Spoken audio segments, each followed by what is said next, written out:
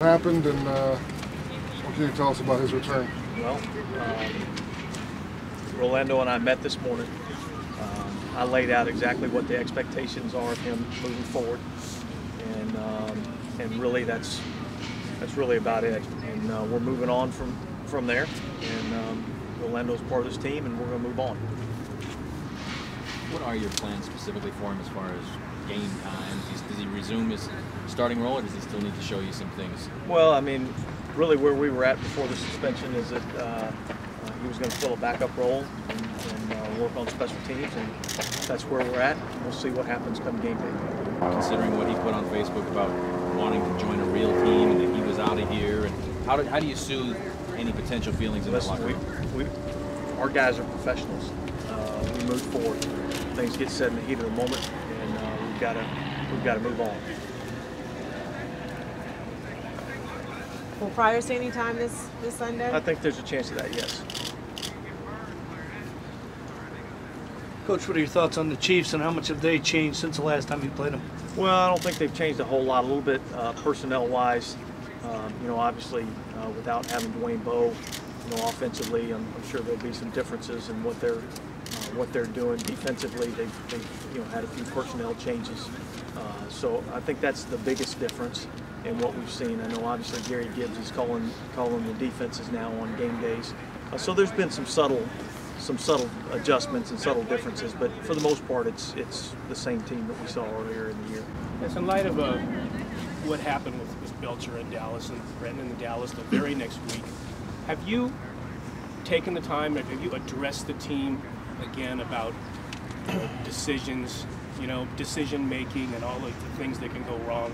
Well, I think that's the thing that you got to look at when you look at the football team, and as the head coach, you know, you can't just look at these guys as just football players. They're people, and we care about these people on more than just, you know, as a football player. So actually, we addressed it, you know, again this morning in the team meeting, and just, you know, I want our guys to know that we have resources available to help them no matter what the circumstances are, and that's really what we're here for, is to help them in those situations. Do you think that players, though, are reticent to come forward? I mean, if they're reluctant, Yeah. if they're a friend, if they say a player that's like a 52nd guy on the roster, worried about his roster spot next year, comes to you, is going to be afraid to come and say, I got this issue, you know, because then he's putting his roster spot in jeopardy for next year or whatever. Well, you know, obviously personal issues, you know, always play into account, but the thing I try to stress to the players is that I want them to feel like they can come to us with anything, and we want to be there to support them.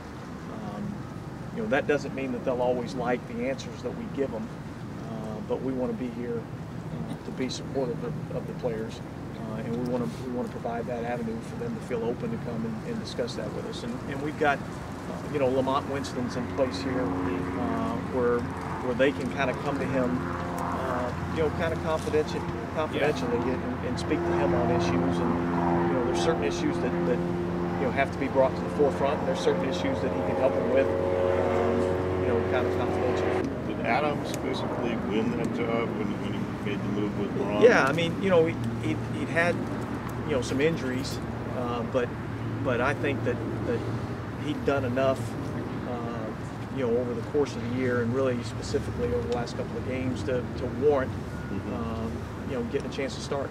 Where's Bergstrom getting most of his work? He's going to get some work inside at guard, and he's going to also get some work, you know, in the tight end position like we've been using. But both sides in guard, or one or the other? Yeah, it could potentially be both sides. Do you see him long term as a guard? You know, he came in as a guard. Tony? Yes. You guys have cut some guys like Lee and Bartell who haven't played as well as you would have liked. Why not cut Rolando? Just different circumstances. How so? I'm not going to get into the specifics. Does that do it, everybody? I got one more actually about Michael Huff.